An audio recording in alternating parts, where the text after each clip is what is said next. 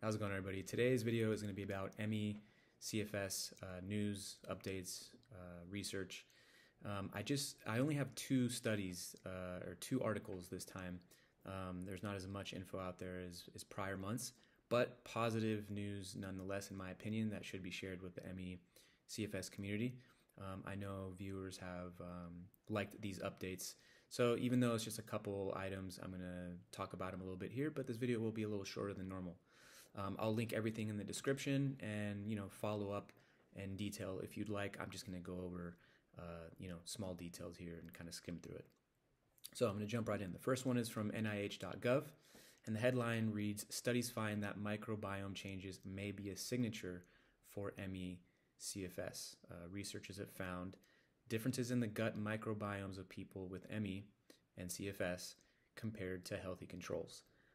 I think many of us already knew this, but the fact that this is being studied, that it's being printed for people to see by the NIH, I think is a big step forward. I think it's really important to continue research. As we know, this illness has not garnered the attention and funds that it deserves. We can kind of start to see that things are shifting. There's more studies coming out. There's more research. There's more money being put into ME. 5, 7, 10 years ago, you wouldn't find an article like this online for years, if any. So this is encouraging. I know it's a very difficult illness where there isn't a lot of great news. There aren't a lot of new treatments popping up all the time. But I think it's very important to realize that there are studies and there is research happening more than ever. The next article is from laboratoryequipment.com, and it says 7T MRI shows brain associations between long COVID and chronic fatigue syndrome. Researchers used the world's strongest MRI to conduct the first study of patients suffering from long COVID and CFS. So I think the standard MRI magnet is 1.5T. Correct me if I'm wrong out there. This is not my area of expertise. They also have a 3T. I've used one of those before to get a brain scan. And it's pretty big and it's strong. I was pretty dizzy after the 3T MRI. So the fact that they're using one of the world's strongest 7T MRIs to study long COVID and CFS, ME, CFS, I think is very encouraging. They could be studying all kinds of other things, but they are honing in on this. And they have found abnormalities with people in ME and long COVID. You can read up a little bit more. Like I said, I'll link it in